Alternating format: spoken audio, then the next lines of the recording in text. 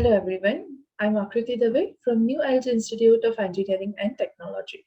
We will be discussing about the Unit 3 of Indian Constitution, and that is all about the salient features and the characteristics of the Constitution of India. So let us see about them in the detail. Up till now we have seen about the basic outline of the subject, how GTU is evaluating about it, about Unit 1 also about the fundamentals of constitutionalism as well as constitutional law. Also, we went through the history of the Constitution, and now it's all about the features and characteristics of the Constitution. So, let us see about them in the detail. So, basically, when we talk about the salient features or the characteristics, here it comes under different 15 features or the characteristics. The first one actually starts with it's a written and bulky document. So, when we talk about the Indian Constitution, one thing we can focus is Indian Constitution is actually a written document of voluminous size. So it's perhaps, I guess, the lengthiest written constitution in the world, and that's why it is also described as the bulkiest in the world. So that is how we can just mention that yes, it's one written as well as the bulky document. Second thing in this one is that it's a document of 251 pages, which is containing 395 articles in 22 chapters, as well as it's having 9 schedules.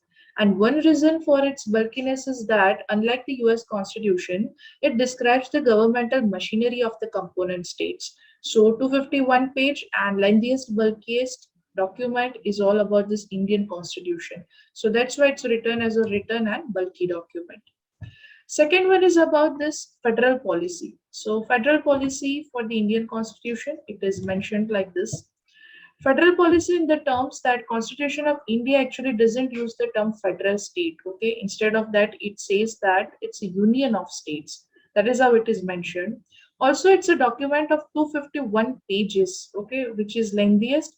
But in all this document also, the distribution of powers between the union or central government is also mentioned as a union of states. So here for the India's federation, distribution of function becomes necessary because union and central government is there.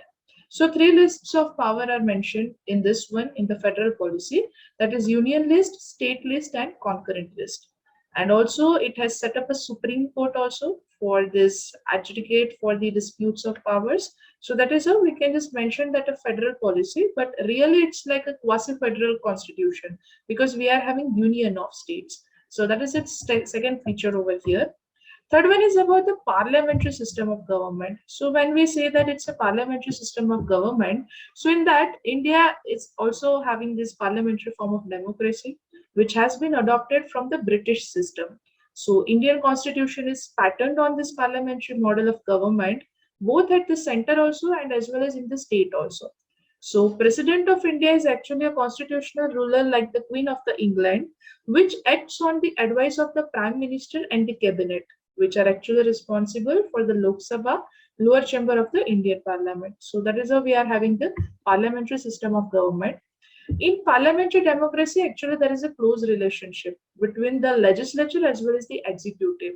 So that is how also it's mentioned. And cabinet is very much responsible in the fact that cabinet holds the office so long that it enjoys the confidence of the legislature. That is how the democracy is having the head of the state nominal. So that's all about the parliamentary system of the government. And in India, president is the head of the state. So constitutionally, president actually enjoys a lot of powers. In practice, the council of minister is headed by the prime minister. So which really exercises these powers. So that is how the president is acting upon the advice of the prime minister as well as the council of ministers. So that comes under this parliamentary system of the government. Now, fourth feature, or we can say the characteristic, is about the fundamental rights, which is very much important for Indian citizens to know. Fundamental rights are like they are the one which are the important features for the Indian Constitution. Very long and impressive list of fundamental rights are there for the Indian Constitution. They are the essence of the democratic form of government in India. So the fundamental rights are like equality before law. In the upcoming chapters also, we will understand that in detail. We can just see the outline. It's equality before law, equality of opportunity for the public employment, then no discrimination will be there in the basis of religion, race, caste, or their gender. freedom of the religion is there, cultural and educational rights are there, rights to constitutional remedies are there, right against the exploitation and forced labor is also there. So everything comes under these fundamental rights. We will see in the upcoming chapters also. They are actually justiciable as well as they are protected by the judiciary. So in case of violation of any of these rights, definitely one citizen can move to the court of the law for their protection. So that is how fundamental rights are there. The fifth principle, or we can say the salient feature, is about the directive principles of the state policy. That is the fifth feature or characteristic of the Indian Constitution. So, directive principle of state policies are like they are adopted from the Irish Constitution, which is another unique feature of our Constitution. They are included in our Constitution in order to provide social and economic justice to our people. So, basically, they aim at establishing a welfare state in India where there will be no concentration of wealth in the hands of a few. Okay, so that is how the directive principles of state policy are there, that which things the state must do to protect its citizens' rights as well as for the welfare of the people. So that is how the directive principles of the state policies are defined. Sixth one is about not a very rigid constitution. So it defines in the way like the constitution is a unique combination of rigidity, also flexibility.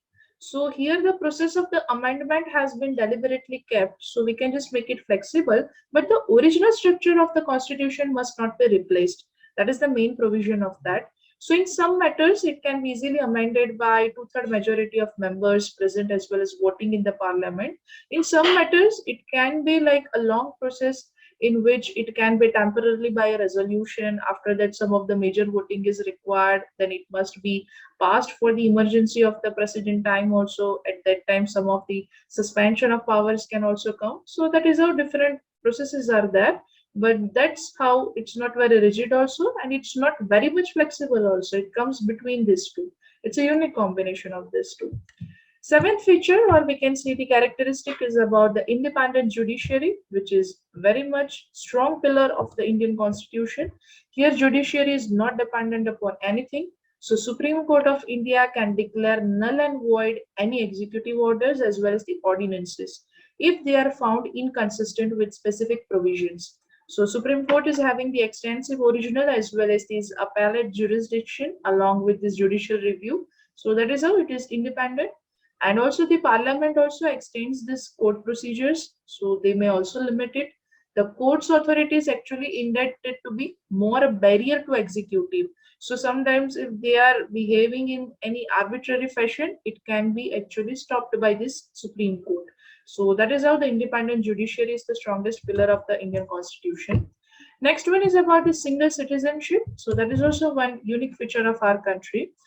India is a federal state, but yet it's a union of different states. So, unlike other countries where actually two, three citizenships are required, we are actually having one citizenship to roam around all the states. So, all Indian citizens enjoy single citizenship irrespective of their domicile or the states of the residence.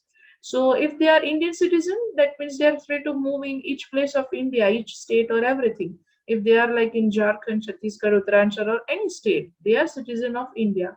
Unlike the other countries where each countries and sub-country portions are having different citizenship, India is having the single citizenship, which is also very much strong pillar for our country. So variety of languages, cultures are always promoted in India, and that is the strong bond of social and political unity among people. So that is how single citizenship is very much unique pillar of our country. Next one is about the sovereign democratic republic. That is also one kind of characteristic of Constitution of India. So that is a noticeable feature we can say. Here what happens, it's a republic because it is headed by a president. And here Indian Constitution is a sovereign democratic republic also. Because here republic is mentioned just for the president, which doesn't owe any allegiance to a king, although it's not like a king or queen rule. The people are electing them, so it continues to be a member of the Commonwealth of Nations. So that is how it is mentioned as this democratic republic. Also, it's sovereign because India is independent both in internal and external affairs and free to follow any policy.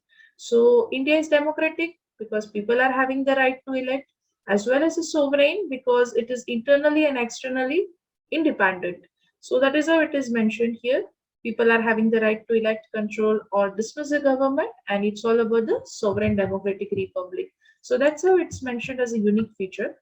Next one is the secularistic principles. As we know that India is very much popular for its diversity of culture, and it seeks to make India a secular state also, because there is no state religion. No religion is given any privilege, nor any religion is discriminated against that. So that is how the Indian government is having this, and no religious community can get any preferential treatment in respect of public employment, because everyone is equal before all these opportunities. That's why secularistic principles, we are promoting the diversity of culture, but discrimination must never be there. That is India's policy. So that is how its secularistic principle is there.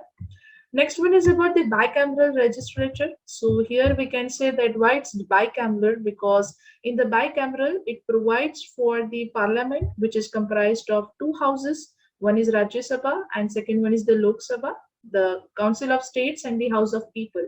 That is how it is mentioned.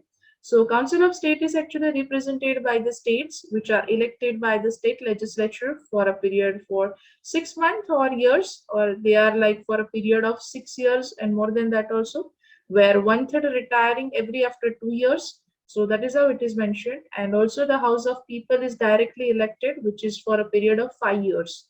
So here that is how the two different houses are mentioned, and they are directly based upon the adult and universal suffrage, where elections are there for all the people above 18 years of age and voting, and powers and privileges of its members as well as the relations between these two houses of the Indian Parliament are very special.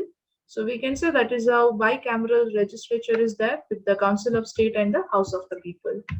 Next one is about the official languages. As we know, India is having collection of so much, a lot of culture, languages, and religions. So in the Indian Constitution, it declares Hindi in the Devangari as national language, but also a lot of other languages are there. So English was also used as official language for the first 15 years. And after the enforcement of the Constitution, here it is like whether English might be replaced by Hindi, and that is how it is extended further also. So basically Hindi in the Devangiri is our national language, but also a lot of languages are promoted as a part of unity in diversity, and that's how India is having the unique feature. Next one is about the universal adult franchise, because every Indian citizen who is actually more than 18 years of age, above 18 age, that is entitled to vote in the elections irrespective of caste, gender, race, or religion or status. So one person, one vote, that is every citizen of India who is 18 years of age or above is enjoying, and that right is known as universal adult franchising. It establishes the political equality in India through the method of this, and that's how one person, one vote is defined in this Indian Constitution. Next one is about the emergency provisions. Definitely, sometimes the situations are like that, it comes all of a sudden without forecasting the further things. So, constitution makers have seen that different emergencies can be there, where national emergency is there, state emergency is there, financial emergency is there. So, they are defined at that time what the rules and regulations are there. Sometimes it's possible, some of the suspension of the rules will be also required, some of the laws will be imposed in new ways. So that is how emergency provision is there. If ground of war are defined or external aggression is there, at that time it would be known as national emergency. If constitutional machinery is not working well in a state, or we can say particular state is not following the direction of the center, that would be known as state emergency. And if there are some threat to financial stability of a country, at that time it would be known as the financial emergency. So at that time, which kind of acts can be there, how the country will be dealing with that, what are the government's laws, and what will be the rules and responsibility with the citizens, everything will be mentioned differently for the emergency provisions. So that is also one kind of salient feature, or we can say the characteristic of our constitution. Next one is about synthesis of the parliamentary sovereignty as well as the judicial supremacy. Because ultimately we know that Supreme Court of India is everything in here for the legal matters.